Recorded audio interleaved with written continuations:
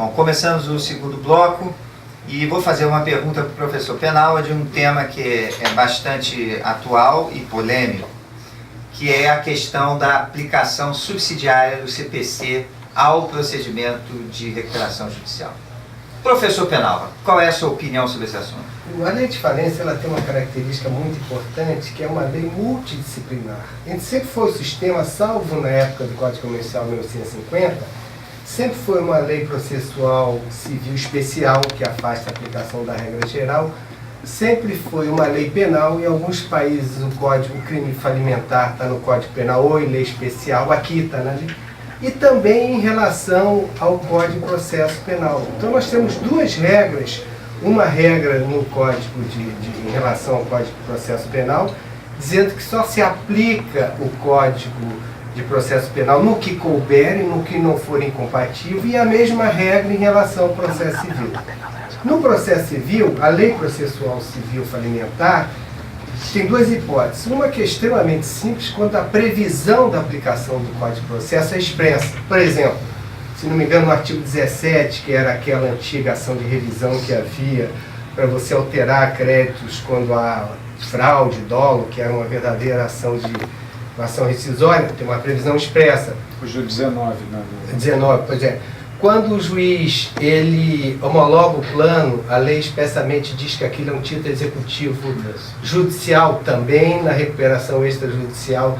No leilão, há normas expressas sobre o Código de Processo Civil. Nessas hipóteses, onde há previsão expressa da aplicação do Código de Processo Civil, não há nenhuma dúvida. A grande dificuldade é naquele artigo, se não me engano, 189, no que digamos, couber. Então, ao contrário do senso, quando não cabe. Verdade. Aí tem aliás, o ministro Luiz Felipe, nesse último acórdão de abril, que ele fala dos prazos, ele cita um acórdão clássico do desembargador Barbosa Moreira, que ele diz o seguinte: primeiro, quando não houver uma regra específica, evidentemente, na lei de falência, a lei de falência tem uma característica própria, você percebe que, curiosamente, a mesma decisão em relação à decretação da falência, se não decretar, cabe apelação, se decretar, cabe agravo, então ela tem características próprias. A primeira regra para aplicação supletiva é que não haja conflito em relação às normas da lei extravagante. Segundo,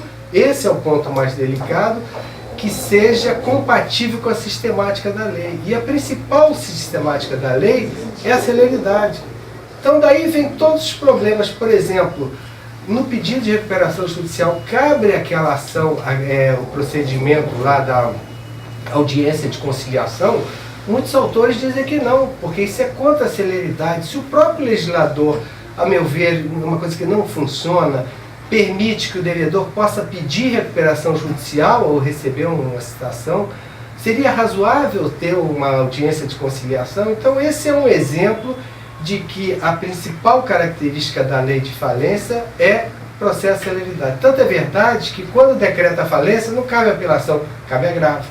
Então, esse foi um fundamento que o ministro Luiz Felipe Salomão, quando ele cuidou do problema dos prazos, se seriam prazos processuais ou não, ele deu uma ênfase extraordinária à importância que a lei dá à celeridade. Então esse é o grande parâmetro que a gente tem que ter na aplicação do Código de Processo Civil, se essas normas são ou não incompatíveis com a celeridade. Voltando aqui o exemplo... Mas tem a questão também, Paulo, da simplificação do processo, que é o objetivo do novo código, e não tornar o processo de recuperação um labirinto onde tenha determinadas surpresas. Esse prazo é em dias, esse prazo é em dias úteis, esse é dias corridos, quer dizer, é preciso compatibilizar a celeridade também com a segurança jurídica processual, nesse caso. Eu acho que o sistema não pode ser ilógico, né? O sistema, quando o professor Paulo fala em celeridade, para uma empresa que está doente, ela não pode esperar, né? Por exemplo, na academia nós vamos discutir o que é um prazo processual, o que é um prazo material. Um juiz hoje pensa de uma forma, outro juiz pensa de outra forma, não há uma uniformidade. Daí vem, se me permitir uma pergunta, quando se fala da aplicação supletiva do Código de Processo Civil, cujo permissivo está no 189, será que a sistemática dos repetitivos, que está disciplinado no artigo 928 do Código de Processo Civil, que fala tanto em RDR como em repetitivos no STJ e no Supremo, que são espécies do mesmo gênero, né? Será que não seria agora, não viria em boa hora uma provocação para uniformizar esse isso. Porque em vários aspectos. O IRDR e o incidente de assunção de competência, me parece, são talvez uma das principais inovações do novo Código.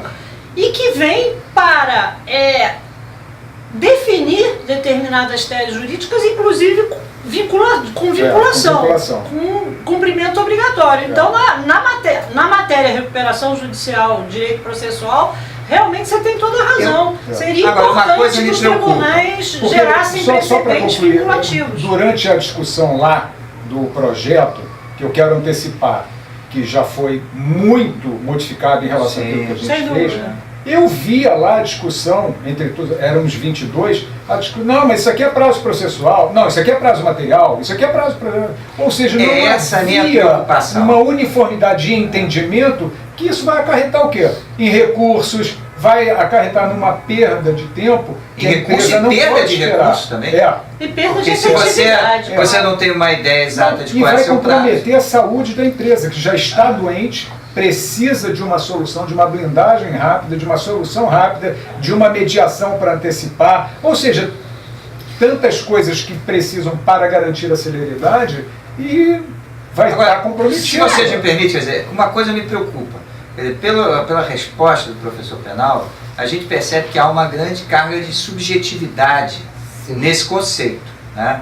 Do que é processual e do que é material, do que atende os princípios do procedimento da recuperação judicial e o que não atende. Essa decisão que é recente do STJ, cuja relatoria coube ao ministro Salomão, ela dá o norte, né? Porque ela diz que o que deve prevalecer não é a regra absoluta prevista no CPC. O que deve prevalecer é o sistema da recuperação judicial, levando em conta os seus objetivos, que é exatamente a recuperação o mais breve possível da empresa. Então, essa decisão que definiu, pelo menos é uma decisão de uma turma do STJ, que definiu que o prazo para a apresentação do plano, do stay period, seria os dias corridos, quer dizer, não se aplicando subsidiariamente o CPC, quer dizer, ela levou em consideração os princípios balizadores do procedimento de recuperação judicial, que leva em consideração notadamente a recuperação da empresa, a resolução mais célere possível para não onerar também desnecessariamente os credores. Agora, ainda existe, ainda que com essa decisão, e a gente ainda tem um grande grau de incerteza a respeito dessa definição, porque são inúmeras as questões, não estamos falando apenas da questão da contagem desses prazos. Por exemplo, eu pergunto, qual seria a regra que disciplinaria as intimações no procedimento da recuperação judicial? A lei não prevê. A lei de recuperação judicial não diz como é que se intima, como é que conta o prazo da intimação. Um problema maior que eu gostaria também de colocar aqui para discussão: se cabe ou não agravo fora das hipóteses previstas no artigo 1011. 2015. A decisão, eu acho que ela trouxe algo mais importante no meu entendimento, e eu acho que ela tende a se uniformizar, não só pela racionalidade interna da própria decisão, mas como o peso da opinião do ministro Luiz Felipe Salomão, que é um especialista também nessa matéria, escreve sobre isso, escreveu um livro junto com o nosso ilustre convidado aqui. Quer dizer, eu acho que ela tende a ser reinante no STJ. Eu acho que o que ela trouxe para mim mais importante foi dizer: não vamos distinguir os prazos. Os prazos serão contados em dias úteis e ponto, porque essa é uma dificuldade. Se o juiz mandar falar. Mas sabe por quê? Porque, na verdade, ele tinha que se ater ao que foi objeto do recurso, que eram só esses dois prazos. Por isso que ele não podia decidir sobre outras questões. Mas ele fala sobre isso. Não, pois é, eu sei, mas você entende que essa decisão vai além? Eu acho que sim. Eu acho que vai ser sempre dias corridos.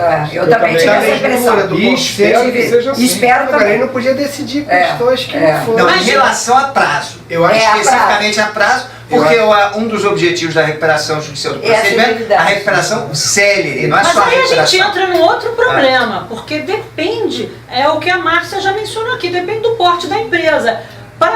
No caso, por exemplo, o Oi, os 180 dias úteis do stay period foi fundamental. Agora, claro que numa recuperação pequena, Sim. não há necessidade de um prazo. Aí vem a necessidade de mudança legislativa. Não, mas aí porque o juiz, talvez, Márcia, ele possa ter um pouco mais de liberdade de fixação. Mas aí eu acho que aí é o que a gente está falando de acordo com o caso. A gente está falando do tempo do prazo e não a contagem do prazo. Mas o tempo do prazo influenciou a decisão sobre a contagem do prazo. Foi o fundamento. Sim, mas aí a partir do momento em que o STJ decidir a contagem do prazo em dias corridos, o juiz, se achar que aquele prazo e puder, for um prazo que ele puder mexer, ele vai alongar aquele prazo. Então, no caso da Oi, o juiz não alongou o prazo porque ele alongou a maneira de contar o prazo, o que na prática dá no mesmo. Então, mas eu acho que ele acabou alongando também. Além disso, um plus a mais, como diz o outro. Então eu acho que o que é importante é nós termos um balizador de como vamos contar esse prazo. Seja ele de 180 dias, seja ele de 200 dias, de 300 dias. E que isso é que está gerando a incerteza jurídica. Não há dúvida, a incerteza jurídica é péssima, mas na minha opinião... Desculpe só interromper para não fugir dessa região. Nós estamos falando aqui da aplicação subsidiária do 189 e tocamos aqui na sistemática dos repetitivos para dar uniformidade, um padrão decisório único para que não haja essas disparidades. Eu pergunto à professora Ana, quanto tempo demorou até se pacificar a questão da possibilidade da mediação no caso Oi? Nós perdemos algo em 2 ou 3 meses. 3 meses. Veja bem, quase houve a inviabilização exatamente. pelo prazo. Quase houve. Houvesse já uma definição que vinculasse a todos, no sentido de que cabe, quanto se teria ganho em economizar de tempo. Sim. Ou, ao contrário do senso, talvez quanto até teria mais, se perdido. Talvez até mais acordo que 36 mil. A sua posição agora foi importantíssima. Quase inviabilizou a recuperação. Sim. Então eu vejo na sistemática dos repetitivos uma solução, e nesse ponto eu acho, aí se aplica o 189. Com certeza. Mas eu só queria fazer um contraponto aqui, talvez eu fique vencido aqui 4-1, mas aí tem que ter o 942, né? Aí eu vou chamar a Cíntia, o professor Cíntia e o professor Sérgio Sávio aqui para complementar o quórum.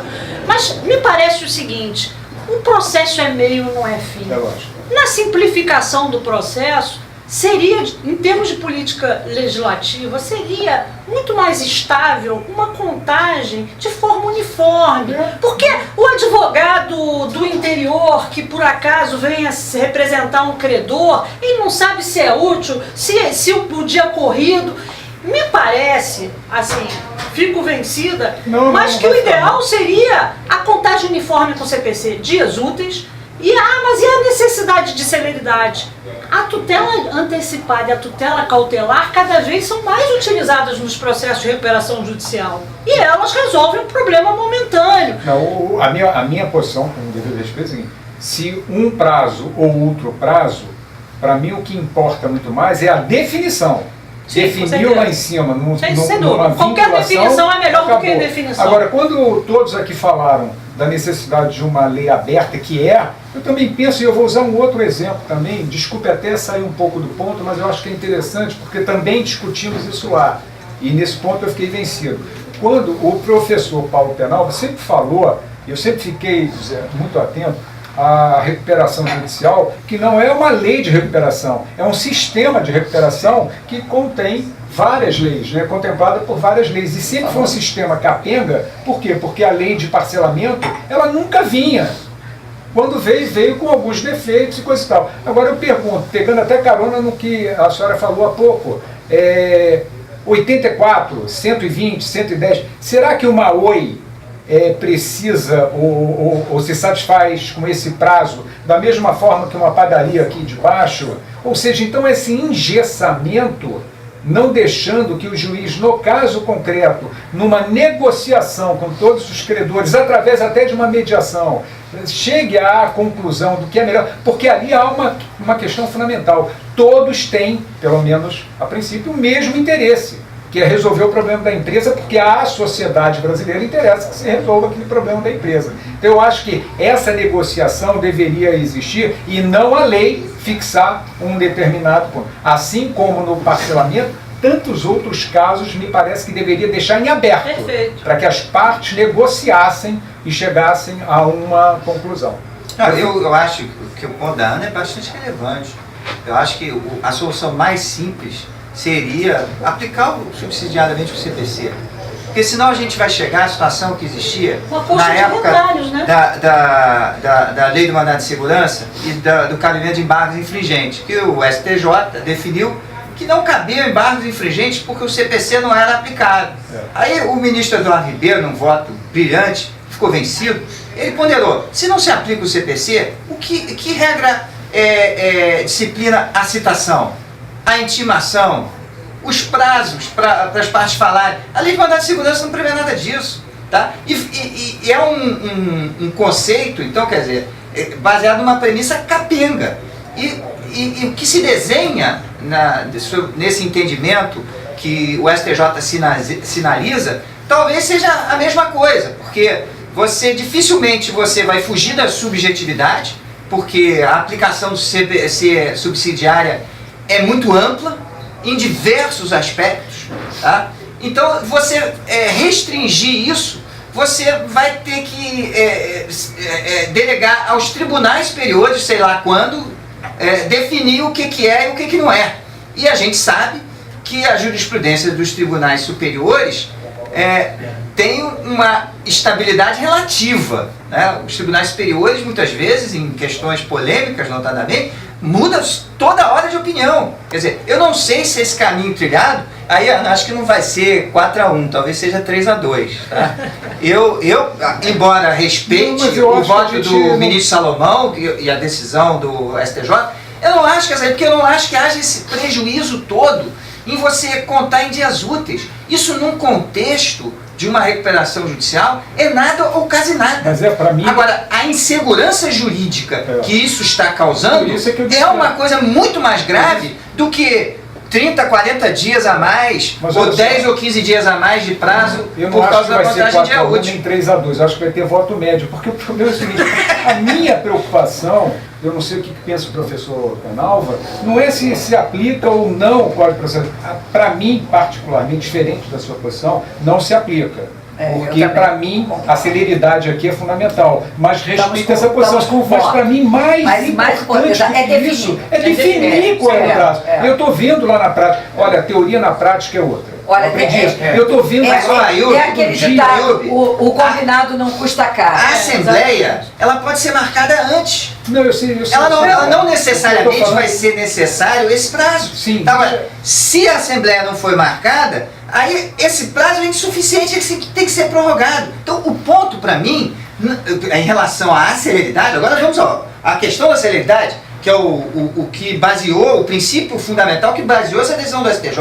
Eu acho que a ideia de celeridade que está prevalecendo, ela não está condizente com a realidade. Porque, na realidade, o que encerra o procedimento da recuperação judicial não é o fim do stay period, não são os prazos processuais, é a realização da Assembleia. Tá? Isso depende de questões extraprocessuais, depende da negociação. E hoje é corrente na jurisprudência que você pode adiar, o juiz pode adiar, como foi o caso da Oi e inúmeros outros casos. Então, eu acho que a gente está se apegando a um aspecto menor para justificar uma decisão que traz uma insegurança jurídica extraordinária para todo o sistema. Quer dizer, eu me alinho integralmente com a posição da Ana sobre a aplicação ampla e restrita do CPC. Eu queria ouvir a opinião do nosso convidado sobre o assunto.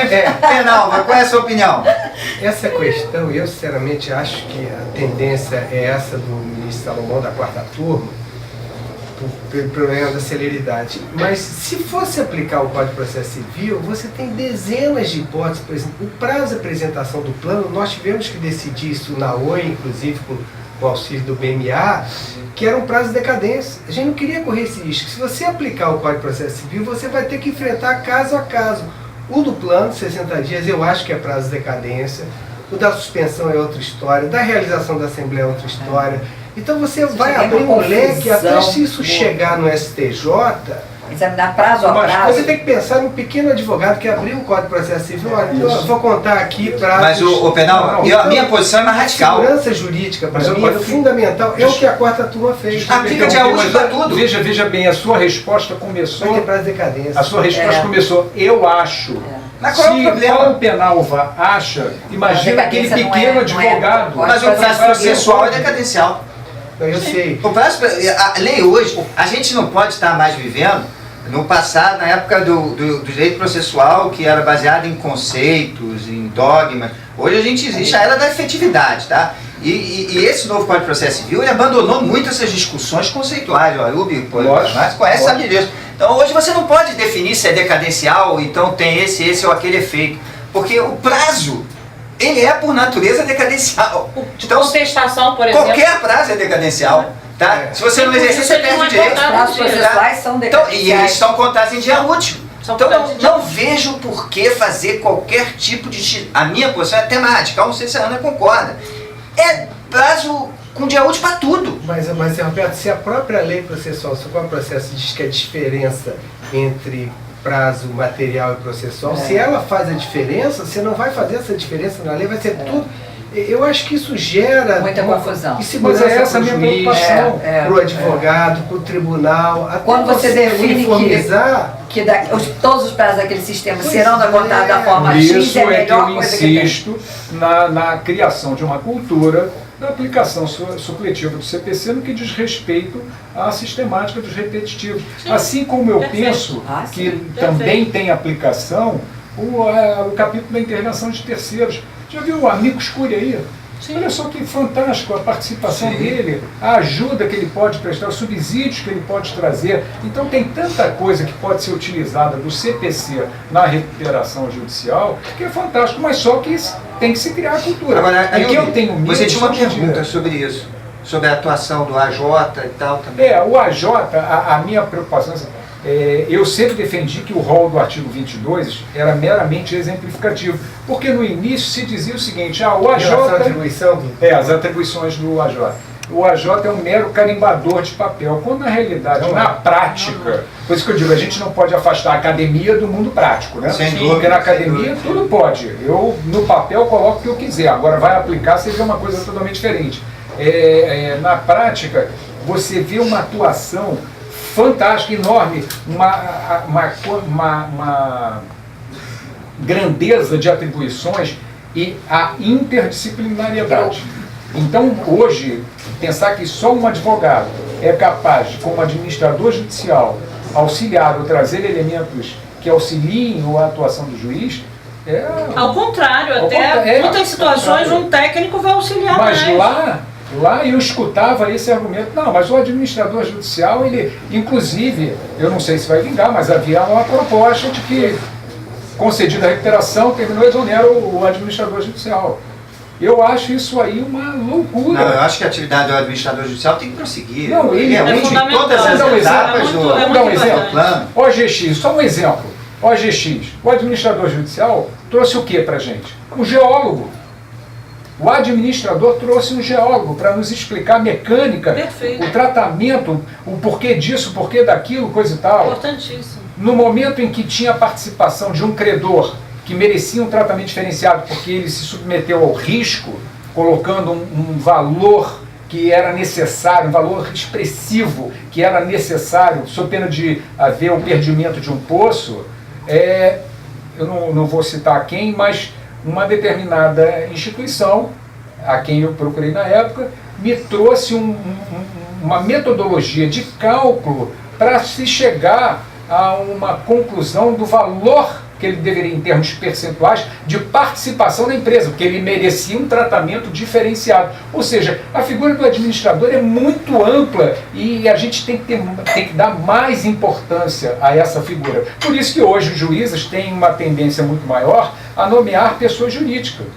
pessoa jurídica Sim. que tenha uma capacidade Faz ou tenha sentido. uma composição interdisciplinar. Isso. E não Agora, só o Márcia e advogado. a Ayub, que conduziram aí o primeiro processo de recuperação da história grande, o caso Varig, eu acho que vocês inauguraram um pouco isso. O administrador judicial é um respaldo importante para o juiz para multidisciplinar. Né? Ele é o braço do juiz para obter... Não ele tem sob- recuperação judicial Não é sem possível. um bom Não administrador. é possível, né? Porque a gente não experiência de domina vocês. todas as áreas do conhecimento, isso é Exato. impossível. Por exemplo, na Varig, o Paulo Penalva acompanhou isso muito de perto, até a questão da sazonalidade era destacada pelo administrador judicial para que se desse um tratamento assim ou assado. Então a figura, Zé, eu acho que eu estou preocupado só com o tempo, mas a figura... Estamos terminando esse bloco, mas teremos outros. A figura do administrador judicial, a meu juízo, é fundamental. Pensar, se for à frente, em exonerá-lo precocemente, para mim é um retrocesso na recuperação. Professor Paulo Penal. Tem uma observação que eu acho muito importante, é o seguinte: o legislador, a preocupação dele é uma pessoa de absoluta confiança do juiz. Tanto é verdade que a lei, quando ela teve um veto que permitia que a Assembleia de Credores pudesse substituir o administrador judicial. Isso eu acho muito importante, quer dizer, é o fiscal do juiz. Se você permitisse que aquilo fosse para os credores, nada contra, mas você perde, aí vai prevalecer o interesse de quem? Então, esse veto, para mim, é de uma importância extraordinária, que demonstra que é uma pessoa de absoluta confiança do juiz. Daí a importância que o cara que vai presidir a Assembleia de Credores é um sujeito fundamental. Ele vai fiscalizar as atividades da ele empresa. suspende ou não a Assembleia, então é uma Tem que ser pessoa totalmente essencial. independente e de confiança do juiz. Bom, vamos terminar esse bloco e vamos voltar daqui a pouco.